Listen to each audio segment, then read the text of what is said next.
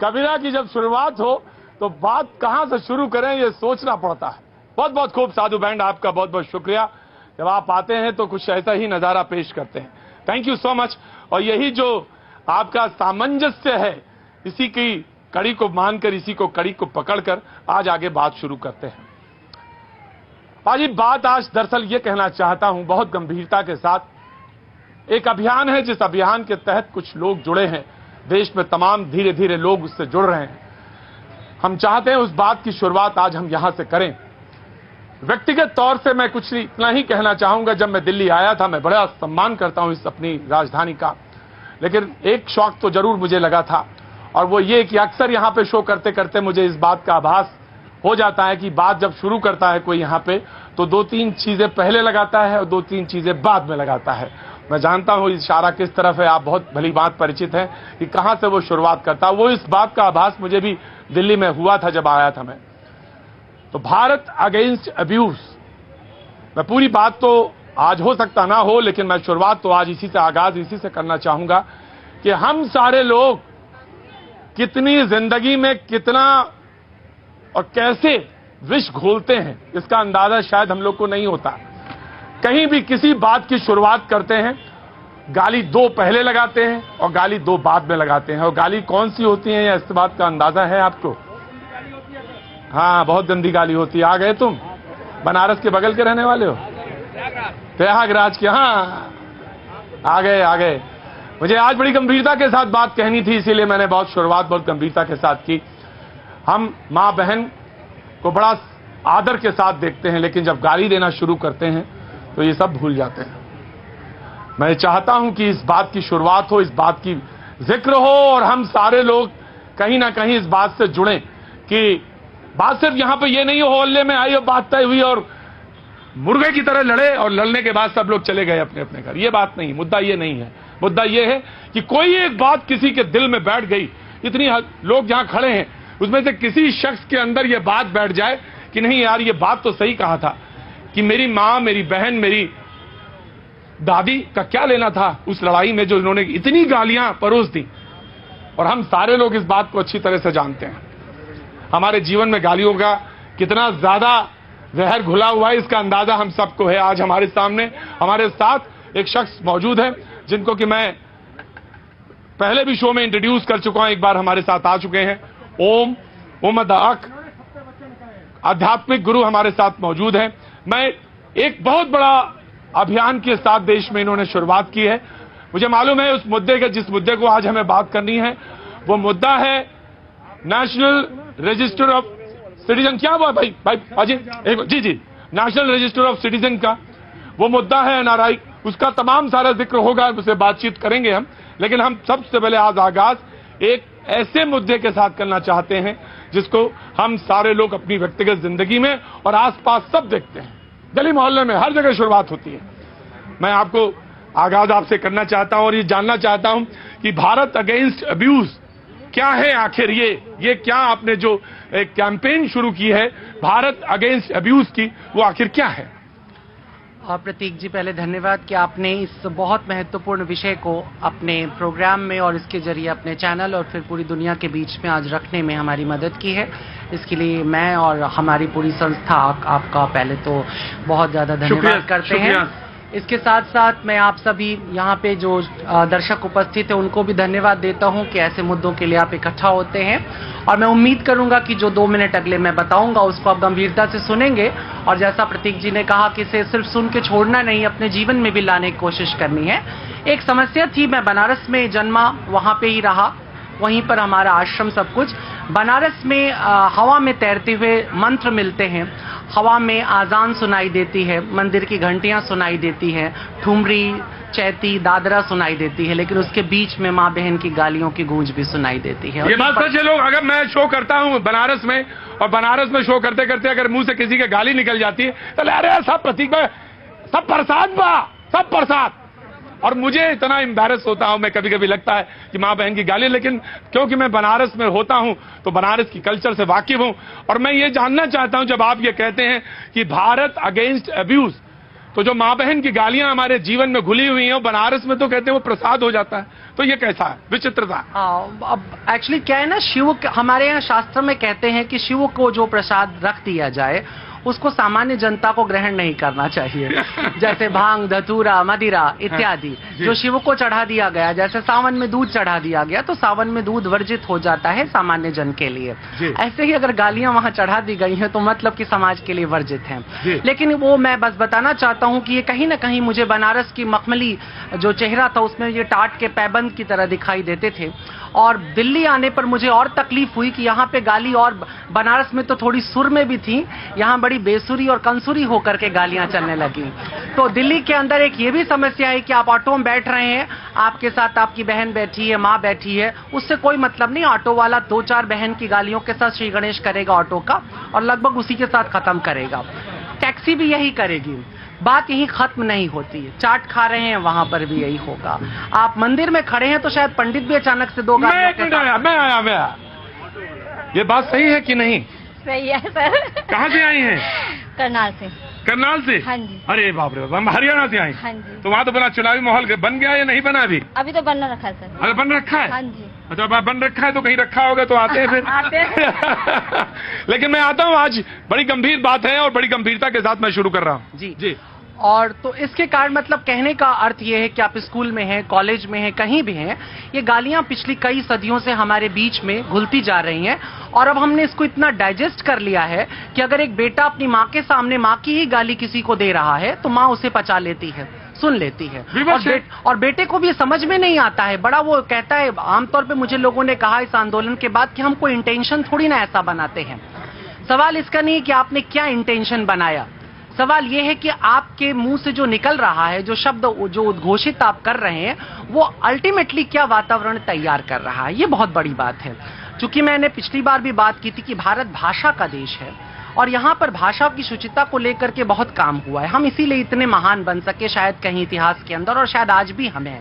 इसके बीच में माँ बहन बेटियों से जुड़ी गालियां जब हर तरफ चलती हैं तो ये बहुत ही दुखद है कि जब जिस देश में प्रधानमंत्री कहते हैं बेटी बचाओ बेटी पढ़ाओ, जिस देश में हम कहते हैं स्त्रियों को इक्वलिटी में एक बराबर होना चाहिए, जिस देश में हम कहते हैं माँ का सम्मान सबसे अधिक होना चाहिए, मौलाना साहब बैठे हैं यहाँ पर, इस्लाम कहता है कि तुम्हारी माँ के पैरों के नीचे जन्नत है, इस तरह की बातें इस्लाम कहती है। हमारे यहाँ तो माँ बहुत कुछ है, जननी जन्मभूमिश्च स्वर्गादपि गरीयसी जैसी बात राम ने कही। माता को इतना बड़ा मर्तबा देने के बाद आखिर किन कारणों से हम में इस तरह से माँ बहन बेटी को लेकर इतनी हे भावना आ गई? तो ये आपने पूरे देश में एक कैंपेन चलाया? पूरे देश में एक कैंपेन हमने चलाने की कोशिश की है। चलेगा तो तब जब आप और आप सब उससे जुड़ेंगे। इसमें तो ऐसे जुड़ने वाली बात है। और ये तो बड़ी वाइब्रेंट जनता, वो देखिए पीछे तक आदमी जो शख्स है वो भी आपके साथ जुड़ा हुआ नजर आता है। आखिरी में 2 बात इसमें जरूर रखना चाहूंगा कि समस्या सिर्फ यहीं तक होती तो शायद फिर भी कुछ बात थी। पिछले कुछ सालों के अंदर साहित्य, सिनेमा और वेब सीरीज के अंदर माँ बहन की गालियां बड़ी सामान्य हो गई हैं। आप यूट्यूब खोलते हैं, कुछ यंग लड़के खड़े होते स्टैंड अप कॉमेडी जैसा कुछ करते हैं और उसमें हर एक चुटकुले के अंतर्गत 3 गालियां होती हैं। महाराज जी, दरअसल है क्या कि वो ये कहते हैं कि गाली दिए बगैर बात में वजन नहीं आता। वाह, तो आपने ऐसे कहा कि मेरी बात को आपने सही मान लिया। लोग कहते हैं जब तक ऐसे कहो, प्रतीक जी मैं आ गया, आप तो बहुत बढ़िया आदमी है। वो कहते प्रतीक जी ये बात है दरअसल, और इसी वो कहते हैं ये बात है एकदम, तो कहना इसमें ज्यादा दम आया। तो ये अजब सा है। बहरहाल मैं आपसे एक वादा जरूर करना चाहता हूं। आप पहले अपनी एक छोटी सी बात कहें, उसके बाद मैं एक बात आपसे और कहना चाहता हूं। मुझे ये दिल के बड़ा करीब लगा। यहां पे मैंने लगभग 3 साल से मैं शो करता हूं और लगभग 17 वर्षों से मैं शो करता आ रहा हूं। इन 17 सालों में मैंने न जाने कितनी कैंपेन और कितनी लोगों से बात की होगी, लेकिन ये एक ऐसा कैंपेन है आपका जिसमें लगा कि अगर मैं जुड़ूं व्यक्तिगत तौर से। मैं एक बार मैं बताना चाहता हूं कि मैं दिल्ली बस आया ही था और मैं अपनी बहन के साथ जा रहा था और पीछे भाई साहब ऐसा नवाजते चले जा रहे थे किसी को फोन पर, तो मैं अंदाजा लगाइए कि बोले मेरे दिल पे क्या बीती होगी। लेकिन था वो। लेकिन ये बात सिर्फ दिल्ली की नहीं है, ये बात सिर्फ बनारस की नहीं है, उत्तर भारत में ये बात ज्यादा है। और जिसको स्वीकार करना चाहिए। हिंदी भाषी क्षेत्र जी, में जी। तो बस हमारी ये कैंपेन जो है ये मूलतः हमारे लिए चारित्रिक परिवर्तन के लिए भी है कि हम स्वयं हम अपशब्द बोलें और व्यक्तिगत अपशब्द बोलें, किसी को आप झूठा बोलिए, मक्कार और भी बहुत सारे जो आपको मर्जी के आप बसंती कुत्तों के सामने मत नाचना बोलो, लेकिन आप माँ बहन की गालियों के साथ बनने वाले सिनेमा का भी बाइकॉट करें, ऐसे जो चैनल पे प्रोग्राम आ रहे हैं उसका भी बाइकॉट करें, अपने दोस्तों यारों को और विशेष करके जो हमारी माताएं बहनें यहाँ हैं, मेरा उनसे आग्रह है कि वो उनके सामने जब इस तरह की गालियां दी जाएं तो ये उसका विरोध अगर ना कर सके तो कम से कम उस स्थान को छोड़ देने का, सविनय अवज्ञा जैसे था वैसे ही सविनय अनसुना एक आंदोलन उनको चलाना होगा। बहुत बहुत शुक्रिया। और मैं बहुत अपनी बहुत बात शुक्रिया। आखिरी में ये कहूंगा कि आप में से जिन किसी के मन में ये हो वो आज जरूर ये शपथ लें कि वो आज से माँ बहन बेटियों से जुड़ी गालियां ना तो देंगे और ना उसे प्रोत्साहित करेंगे। बहुत बहुत शुक्रिया, बहुत बहुत शुक्रिया। ये बात बिल्कुल वैसे ही है जैसे अब आजकल सब्जी लेने जाएं तो साथ में थैला लेकर, धीरे धीरे बोल लो, क्या शो खत्म कर दे क्या यार? मैं बोलता हूं तुम इतना खुल के हंसते क्यों है यार मेरी बात पे? मैं बड़ी गंभीर बात कह रहा हूं आज, पर तुम लोग पता नहीं क्यों खिलखिला के हंसते हो। जी जी जी जी जी जी जी मैं कह रहा था आपकी बात से आनंद आता है और जिंदगी में कुछ नया सोचने का विचार आता है। आपकी एक छोटी सी बात बोलनी थी जो आप कह रहे थे ना, बिना दूसरे की माता जी या बहन जी को संबोधित किए बिना बात में वजन नहीं आता। मैं इत्तेफाक बिल्कुल नहीं रखता हूं, क्योंकि ये पंडित जी जो है बिना किसी माता और बहन जी का नाम लिए इतनी वजनदार बात कर रहे थे और सारा समाज इसको ताली बजा रहा था। उन्होंने किसी की भी माँ और बहन का नाम नहीं लिया और हर आदमी ने बिना जात और धर्म देखे हुए, चूंकि ये ब्राह्मण होंगे या पंडित होंगे, लेकिन हिंदू मुसलमान सिख ईसाई हर ने इनकी बात को ताली बजाया और एक बार भी इन्होंने किसी की माता जी या बहन जी का नाम बिल्कुल नहीं लिया। मैं ये कह रहा हूं कभी कभी उल्टा कान पकड़ो तो सीधी रास्ता नजर आ जाती है। मैं दरअसल भाई बहन मैं दरअसल आपकी ही बात को कह रहा था। और ये वो लोग कहते हैं कि फिल्म में गाली इसलिए डाली जाती है कि बात में वजन आ जाता है। डायलॉग कहते हैं सिगरेट इसलिए पीते हुए दिखाते हैं कि लगता है कि हाँ खूंखार आदमी है, तो सिगरेट पीते हुए दिखाते हैं। बहरहाल आज का मुद्दा मेरे प्रोड्यूसर साहब सोच रहे होंगे प्रतीक जी ने तो आज खूब भटकाया है। मुद्दा तो था बढ़िया चलता, हिंदू मुसलमान तक पहुंचता, फौज तो पूरी इकट्ठा थी आपके पास में तो पहुंचा तो आप वहां देते, लेकिन आजकल सोच के कुछ चलता हूं, करता कुछ और हूं। कुछ नहीं, मर्जी के हिसाब से चल रहा हूं आजकल। कोई लड़ाई नहीं, कोई झगड़ा नहीं, समाज में एकता और सामंजस्य वही स्थापित करना है। नौजवान अगर यहां खड़ा है और उसका सवाल यह है और वो मुझसे पूछता है कि बताइए प्रतीक जी आपने क्या किया, 17 साल बड़े अंदाज के साथ बोल रहे थे पत्रकारिता की, तो मेरे लिए आपने कितनी बार सवाल उठाए ये मुझे बताइए। तो ये बड़ा सवाल है और मैं इसी के साथ आज आगाज करता हूं। तो कोई अगर सवाल उठाना चाहे, कोई पूछना चाहे तो जरूर, तुम्हारे पास, तुमको छोड़ के, बस तुमको छोड़ के इसलिए छोड़ेंगे, तुम रोज आते हो सवाल पूछने। ऑफकोर्स मैं आता हूं, ऑफकोर्स जरूर जरूर जरूर। प्रतीक जी, मैं IIT दिल्ली से पढ़ा, 4 वर्ष हॉस्टल में रहा जी, और वहाँ पे ये इंजीनियरिंग कॉलेजेस में हॉस्टल में बहुत ज्यादा परिपाटी है। हाँ, गाली मतलब सो मच सो कि मैं अरावली हॉस्टल में था, एक काराकोरम हॉस्टल है जुड़ा हुआ, तो हमारे यहाँ हर 2-1 महीने में गाली कंपटीशन होता था। मतलब बता दिया जाता था, वार्डन छोड़ के चले जाते थे सपरिवार, और उस दिन बकायदा बालकनी पे खड़े होकर दोनों तरफ से 30-40 लड़के इधर इधर गाली दी जा रही हो। और ऐसा है कि भाई कारा में माँ की गाली अधिक चलती थी, अरावली में तो ये सब एक वहाँ तो ये इंजीनियरिंग कॉलेजेस में बहुत अधिक है। और उल्टे जो न बोले उसका उपहास बनाया जाता है। मतलब कोई छोटे कस्बे से आया या ऐसे आया और वो नहीं दे रहा गाली, संस्कार में नहीं है उसके, नहीं है, जो नहीं दे रहा तो उसको रैगिंग में उसको इतना जलील किया जाता है कि तुम कितने गंदी नाली के कीड़े हो जो गाली नहीं दे रहे। मतलब वास्तव में कह रहा हूँ ये बात सच है। मैं भी हॉस्टल में रहा हूँ 4 साल, वाकिफ हूँ क्या होता है। लेकिन यकीन मानिए हम कहते जरूर हैं कि मैं, जो भी माँ है बहन है वो सब देवी के बराबर हैं, सबको उतना ही आदर देना चाहिए। लेकिन व्यक्तिगत जीवन में जब आता है ना, जब असल जिंदगी में उतरते हैं तो एक कर्म नहीं छोड़ते हैं गाली देते समय, सब एक साथ बराबर तौल देते हैं। ठीक है ना भाई? बहरहाल बहुत बहुत शुक्रिया भरत जी, बहुत बहुत शुक्रिया। प्रोड्यूसर साहब हमारे गुस्सा हो जाएंगे।